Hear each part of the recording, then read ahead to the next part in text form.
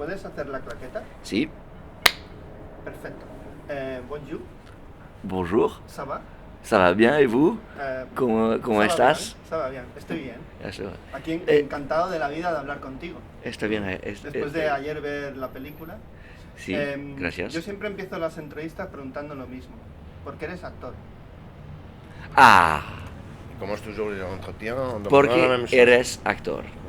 T'as compris. Oui, Porque tú ibas para abogado, he leído yo. Tu allais être avocat. c'est vrai. C'est vrai, es la verdad. Porque soy un actor. Soy un actor porque un día Un jour,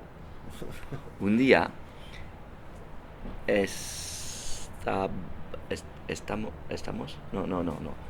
J'étais, estaba un niño de 3 años y en la escuela jugando una pieza de teatro, una pieza de teatro una obra de teatro. à las 3 et quelque chose a changé dans ma tête lorsque je suis monté sur la scène. Il s'est passé quelque chose et j'ai décidé de mettre ce quelque chose de côté dans ma tête et un jour de le faire ressortir. Et c'est à 24 ans, après une rupture amoureuse, que j'ai décidé d'essayer d'en faire mon métier. Mais c'est la faute à une pièce de théâtre lorsque j'avais 13 ans et que j'ai perçu que cet endroit de la scène était mon endroit idéal. 13 ans. Ouais. Je t'avais dit 3. Non, Non, d'accord, pas de problème. Pardon, no 13, 13. Sí, 13 años. A los 13 años en el colegio participó en una función teatral y eso pues se quedó en su cabeza y un día decidió que eso era algo que tenía que volver a salir y lo decidió a los 24 años precisamente después de una ruptura amorosa, un poco como le pasa al personaje en la película. Voilà. Como los hombres somos tan maduros, es el amor o las rupturas amorosas las que nos hacen despertar, ¿no? Un poco. On dit que les gens... En mi caso es así, fue así. Pero yo creo que pasa mucho. Aide-moi. Esto. Oui, il dit que les hommes, on est très mûrs, c'est un peu ironique, mais que c'est les ruptures amoureuses qui nous font un peu nous réveiller un peu, non? Comme dans la vie, comme tout dans la vie, ce qui nous réveille, ce sont les échecs. Soit les échecs nous éteignent définitivement, soit les échecs, ils nous apprennent. Et moi, je n'ai pas peur des échecs. Et les échecs amoureux non plus, j'en ai pas peur. Je pense que les échecs de Jonas dans le film lui permettent d'être un homme meilleur, peut-être pas meilleur, mais en tout cas plus compréhensif. Pues sí, es como la vida, ¿no? Los fracasos o nos apagan o nos hacen aprender y sobre todo los fracasos amorosos es algo de lo que no tengo miedo, ¿no? Porque es lo que te hacen, como en el caso de Jonas, algo que quizás le convierte en una persona mejor o quizás en una persona por lo menos más comprensiva. ¿Es tu primera vez con Jérôme, el director de la película? ¿Cómo fue el encuentro? ¿Él te envió el guión? Me gustaría que me dijeras tus primeras sensaciones después de leer el guión. C'est ton premier film avec Jérôme Bonnel. Oui. Comment ça s'est passé? Est-ce qu'il t'a envoyé le scénario? Quelles ont été tes premières sensations que tu as lues? J'ai reçu le scénario. Je voulais travailler avec Jérôme Bonnel parce que je savais qu'il s'agissait là d'un réalisateur qui allait me faire progresser. Jérôme Bonnel, c'est un réalisateur, un auteur extrêmement précis dans ses choix. Quelqu'un qui sait très précisément ce qu'il veut, et moi qui suis un acteur parfois un peu de l'instant, comme on dit, un acteur un peu parfois agité. J'aimais beaucoup l'idée de travailler avec quelqu'un qui allait me recentrer et me guider sur une voie que je connaissais peut-être un peu moins. Outre le fait que j'ai adoré le scénario et que le scénario m'a vraiment beaucoup intéressé. j'ai trouvé ça très intéressant d'interpréter ce Jonas et de participer avec ce personnage à cette trajectoire vers le mieux, vers le plus beau.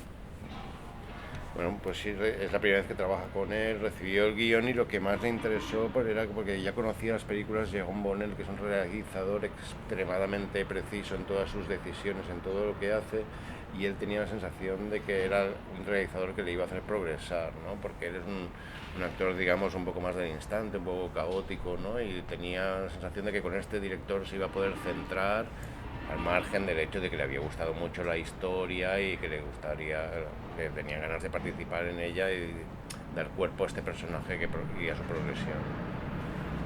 El título original francés es Chérie Léa. Oui. Cher Léa. Cher. Léa. Cher Léa. El título español, Las cartas de amor no existen, ¿te gusta? ¿Te sorprende que en España la hayan llamado así? Mais oui, ce titre me surprend. On peut le traduire par las cartas de l'amour, c'est-à-dire la carte de la recette de l'amour. Non, c'est plus les lettres d'amour n'existent pas. D'accord, c'est plus les lettres d'amour n'existent pas, las cartas de l'amour no existen. J'ai besoin de réflexion, une seconde. Porque ahora ya la gente cuando escribe ya no deja huella. Y las cartas dejan huella. Hay muchos libros que se publican de cartas que se enviaban a autores, personas. Ouais. En un futuro no habrá esto. Oui, parce que maintenant, les gens, quand ils écrivent, ils ne laissent pas de traces. Tandis qu'il y a beaucoup de livres avec de correspondances, de lettres qui ont... On écrit, je ne sais pas si les lettres d'amour n'existent plus. Ça dépend quelle est la forme de la lettre d'amour. Parce que je pense que aujourd'hui, mais même les jeunes écrivent beaucoup sur l'amour, mais ils écrivent sur un téléphone portable. Un téléphone portable. C'est ça, portable. Et la carta del amor existen, mais d'une autre manière. Une manière beaucoup moins romantique. C'est peut-être... c'est peut-être plus un échec Enfin, en tout cas, c'est plus peut-être la fin du romantisme du 19e siècle que la fin des lettres d'amour. J'ai l'impression qu'au contraire, il n'y a jamais eu autant de lettres d'amour virtuelles. Tout le monde, tu as qu'à voir les sites internet où on se... Alors, est-ce que c'est de l'amour ? Je sais pas, mais j'aime bien ce titre. J'aime bien ce titre que la lettre physique n'existe plus. Sí, pues me gusta este título, sé que las cartas físicamente ya no existan, aunque lo que se puede decir que quizás lo que pasa es que han cambiado de forma, ¿no? Porque ahora hay muchos mensajes de amor, ¿no? A través de los móviles que se envían constantemente y quizás no sea el final de las cartas de amor, pero sí el fin del romanticismo, el romanticismo tal como se entendía en el siglo XIX. Y bueno, ahora pues sí, me gusta el título porque realmente indica algo que ha desaparecido en un tiempo en el que sí, hay muchos mensajes en internet, pero no sabemos si eso es amor realmente. Hay una película de un director español que me gusta mucho, que se llama igual que tu personaje, Jonás Trueba, que hizo una película que se llama Los exiliados románticos. C'est celle Il y a un film de Jonás Trueba qui s'appelle comme ton personnage, qui s'appelle Les exiliés romantiques, je ne sais pas si tu l'as vu. Non, je ne l'ai pas vu. No lo he visto. Que es una... Je suis désolé. Que habla mucho de lo que es el romanticismo hoy en día. Mais il parle beaucoup de ça, de ce qu'est le romantisme aujourd'hui. Son exiliados, errantes. Mais je crois qu'il y a beaucoup à dire sur le romantisme aujourd'hui et sur ce changement aussi du paradigme homme-femme et de l'amour en général. L'amour, je veux dire, c'est vrai que l'amour aujourd'hui a pris des formes tellement plus... L'amour a découvert la liberté. Et c'est ça que je trouve merveilleux dans nos années, c'est que l'amour a découvert la liberté. Et en découvrant la liberté de la sexualité, etc., il a ouvert d'autres façons et de nouvelles façons d'en parler. De même que les hommes ont toujours été plutôt taiseux. Tu vois ce que ça veut dire, taiseux? Il était plutôt silencieux, hein, sur la... Aujourd'hui, les paroles s'ouvrent. Je trouve que l'amour a trouvé une forme de liberté. Je suis un éternel optimiste, hein, malgré tout. Malgré tout ce qu'on peut voir, je suis un éternel optimiste et sûr. C'est pour ça que je pense que l'amour s'adapte aussi à notre nouveau monde. Bueno, yo creo que hay mucho que decir sobre el romanticismo hoy en día, ¿no? Porque ha habido este cambio importante del paradigma entre las relaciones de hombre y mujer, y creo que el amor ha descubierto la libertad. Entre otras cosas porque los hombres antes eran muy silenciosos, muy callados respecto al tema del amor, y se han podido liberar, ¿no? Y han podido hablar un poco de esto también, ¿no? Hemos salido del armario, ¿no? Il dit un peu qu'on dit, pour les homosexuels, on dit qu'on sort de l'armoire en Espagne. Oui. C'est une expression qui n'existe pas en France, mais c'est un peu bien sûr, bien sûr, et c'est très beau que ça y est, les années, voilà, le 21e siècle nous permet ça, nous permet de découvrir, d'aller plus profondément dans les choses de l'amour, parce que on coupe moins les histoires. Enfin, je comprends pas. Sí, pues no, que es bonito que en el siglo XXI podamos ir más a profundizar un poco en el amor, ¿no? Y antes lo que no acabo de traducir es que él se considera, a pesar de todo, un eterno optimista. O sea que aunque las cosas cambien, siempre hay un enfoque positivo. Mais l'amour reste l'amour. Hein. Porque el amor sigue siendo el amor. Como decía Mafalda, cada vez confío más en las personas y menos en la gente. Tu connais Mafalda? Ah, bien sûr. Ah ouais. Elle disait, chaque fois je confie plus confío más en las personas y menos en la gente. Plus dans les personnes, c'est-à-dire les individus, que sur les gens, c'est-à-dire plus la masse. Non?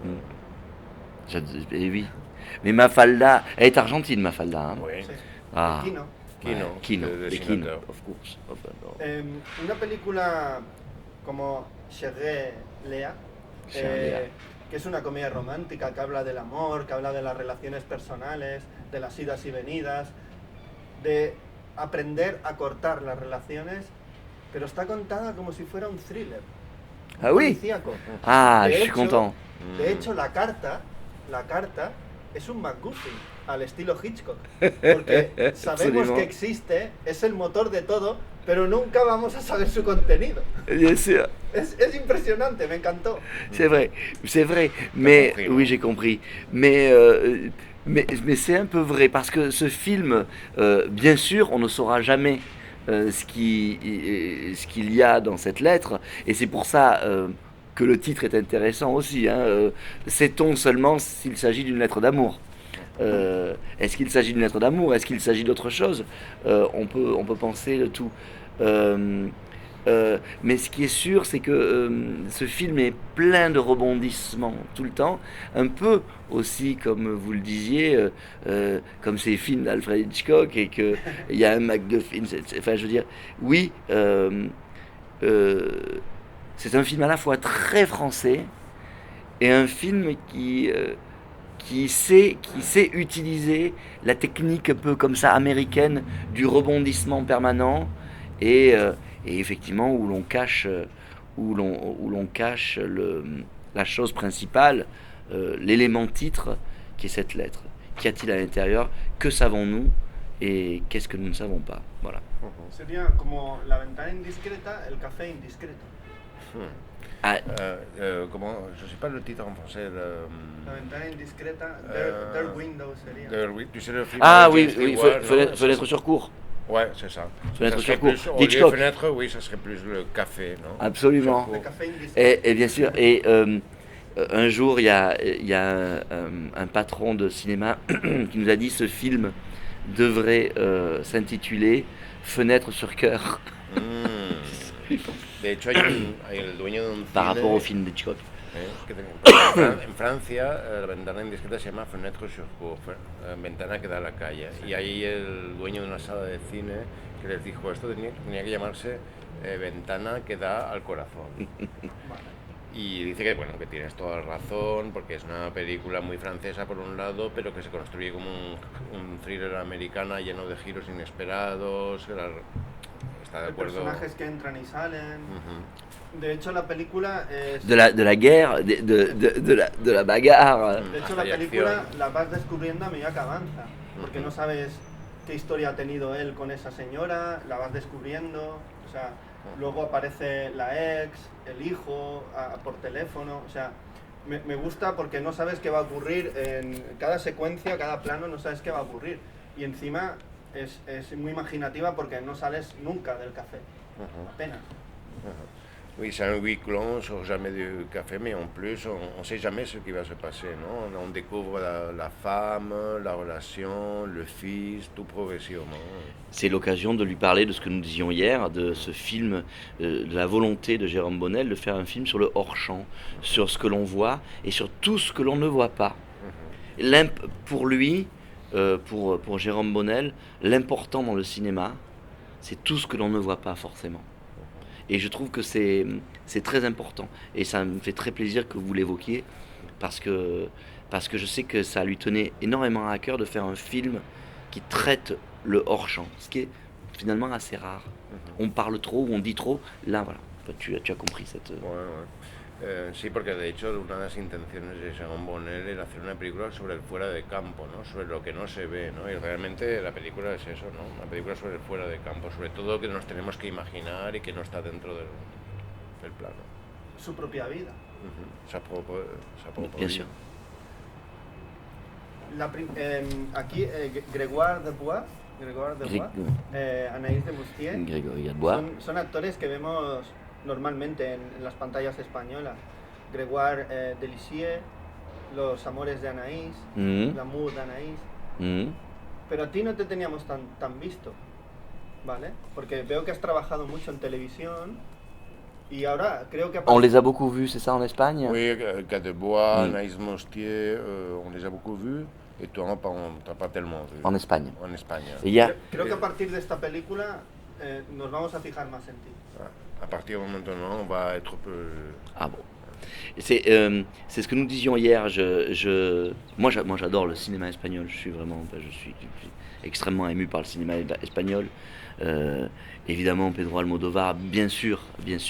Mais pourquoi Pedro Almodóvar? Parce qu'il a su me toucher au moment important de ma vie. Je veux dire, pour moi, Todo sobre mi madre, c'est un film absolument fondamental. Que se rodó un trocito aquí, en Barcelone. Bien sûr. Avec la musique, avec notamment la musique d'Ismaël Lo, que j'aime beaucoup. Bon, bref, j'aime beaucoup le Sénégal, mais peu importe. Ce que je veux dire, c'est que j'ai eu la chance de faire en France du cinéma avec des grands acteurs, mais j'ai surtout fait une série en France qui s'appelle 10%, qui s'appelle Call My Agent, et qui a été connue dans le monde entier. Mais des États-Unis, en Amérique du Sud, en Inde. Il y a eu des remakes dans tous les pays du monde, en Italie, au Canada, aux États-Unis, en Angleterre. Et étonnamment, il ne s'est rien passé en Espagne. Et c'est une vraie question pour moi. Et c'est marrant parce que les gens, quand ils me croisent dans la rue, à l'étranger, ils croient toujours que je suis espagnol. Les gens croient toujours. Donc, j'ai quelque chose de physique un peu espagnol comme ça. Et par exemple, Grégory Gadebois et Anaïs de Moustier sont célèbres en France, mais ont très peu fait de films étrangers. Alors qu'avec 10%, moi, j'ai un agent international, j'ai un agent Hollywood, Et étrangement, pourquoi en Espagne, les gens ne connaissent pas ma série et du coup ne me connaissent pas. Donc il y a peut-être un travail à faire. Et moi qui adore l'Espagne, parce que j'y viens depuis toujours, il va falloir que je trouve une solution, quoi. Peut-être qu'il faut que j'apprenne l'espagnol et que je... Mais j'aime tellement l'originalité du cinéma espagnol. Pour moi, le cinéma espagnol est absolument fondateur. Aussi bien dans les couleurs que dans la narration. Il est fondamental pour moi, ce cinéma. Bueno, a mí me gusta mucho el cine español, también específicamente Pedro Almodóvar, porque ha sabido emocionarme en momentos clave de mi vida. Para mí, Todo sobre mi madre es una película fundamental. También está la música de Ismaël Lo de Senegal, que me gusta mucho. Pero por ejemplo en lo que decías, pues tanto Gadebois como Demoustier son actores que han trabajado mucho en Francia, que son muy conocidos en Francia, pero yo he participado en una serie que se llama 10%, también conocida como Call My Agent, que ha sido un fenómeno mundial en Italia, en Estados Unidos, en todos los Le países, dieron el premio Emmy, ¿no? Emmy Prize. Oui, nous avons gagné l'Emmy Award, ouais. que es sobre el mundo del cine y hay un montón de estrellas francesas y él es muy conocido en todo el mundo por esto, en todos los países del mundo, hasta tiene una gente en Hollywood y todo gracias, ¡Hola, la! gracias a esto, salvo en España, que es el único país del mundo en el que la serie no se ha visto y es un fenómeno muy extraño, no lo acabo de entender. Porque él es alguien que siempre cuando lo ven por la calle parece que sea español y lo toman por español. De Huelva. La primera vez que viste la película acabada, ¿qué sentiste? ¿Dónde fue? Alors, la première fois que j'ai vu le film, Quand tu as vu le film fini pour la première fois, où ça a été, qu'est-ce que tu as senti? non,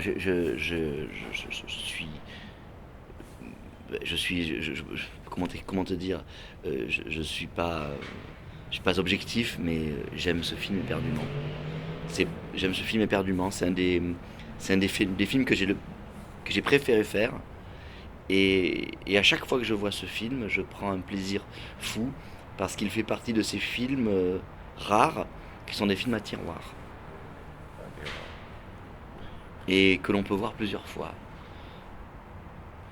Sí, pues no puedo ser objetivo, evidentemente, pero es una de las películas que he hecho que más me han emocionado y que cada vez que la veo descubro algo nuevo, porque es una de esas películas un poco que no son tan comunes, que son como películas de cajones, ¿no? En los que hay como varios niveles de significado. Es ligera pero profunda. Il est léger mais profond en même temps. Il est Léger. je crois. Et moi, pour moi, en tant qu'acteur, c'est ce qui importe, c'est d'arriver. Je crois que le cinéma est dans une situation suffisamment difficile dans sa longue vie. Le cinéma a 150 ans. Je crois qu'il est dans une situation dramatique. Et il me semble que les spectateurs ont évolué, que les spectateurs sont presque tous devenus intelligents. En tout cas, les séries et certaines séries y ont participé.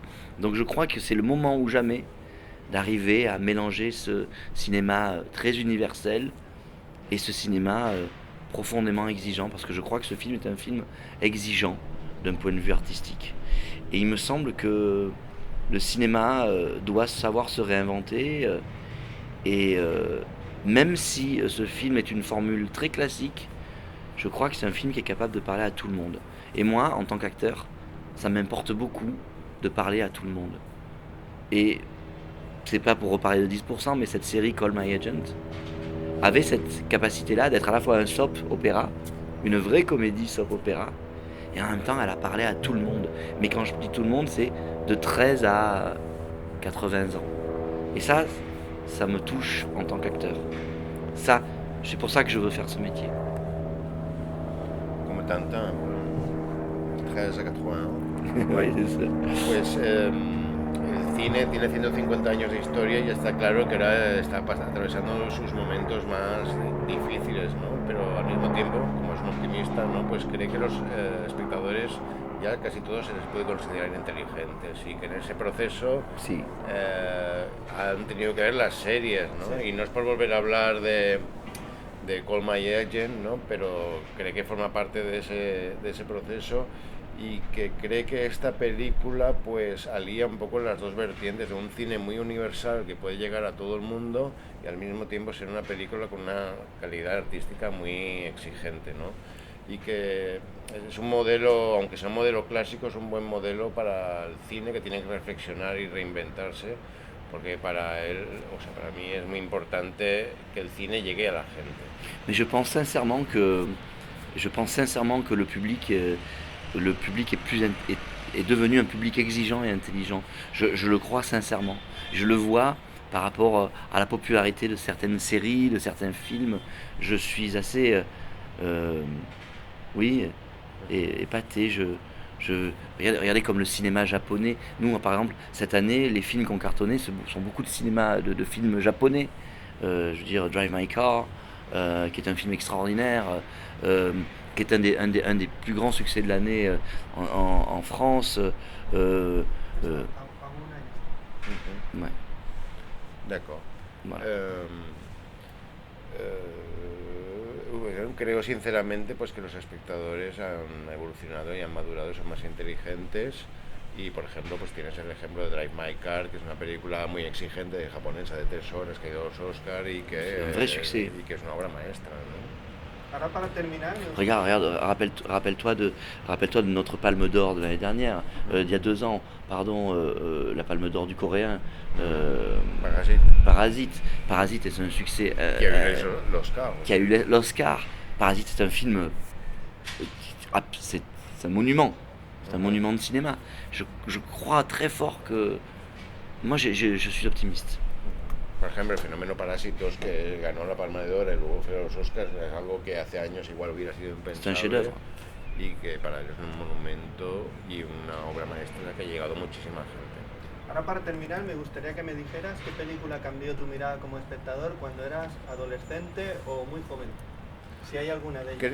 Quel film a changé ton regard comme spectateur quand tu étais adolescent ou très jeune? Alors, je ne sais pas si vous connaissez ici en Espagne Claude Lelouch. Toi, tu le connais. Oui. Écoute, Claude Lelouch a fait des films merveilleux il y a longtemps. Il a arrêté de les faire, malheureusement.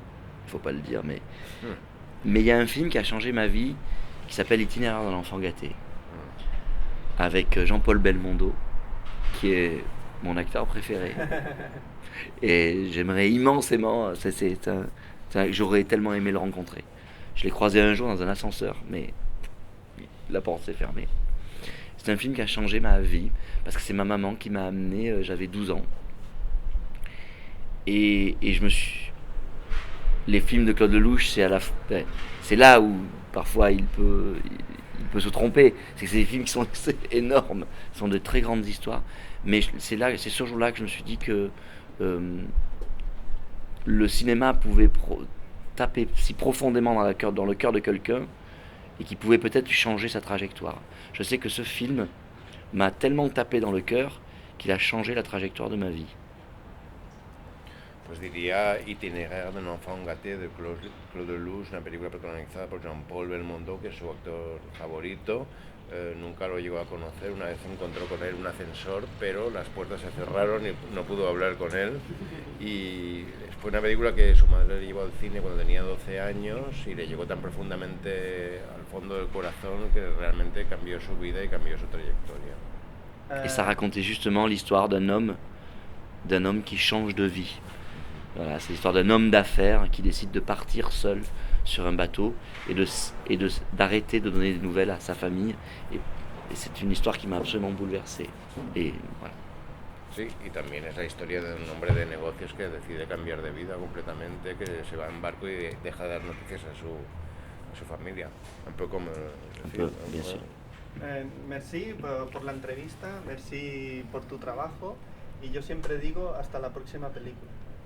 Merci beaucoup. Muchas gracias. Je suis très content de vous rencontrer. Moi.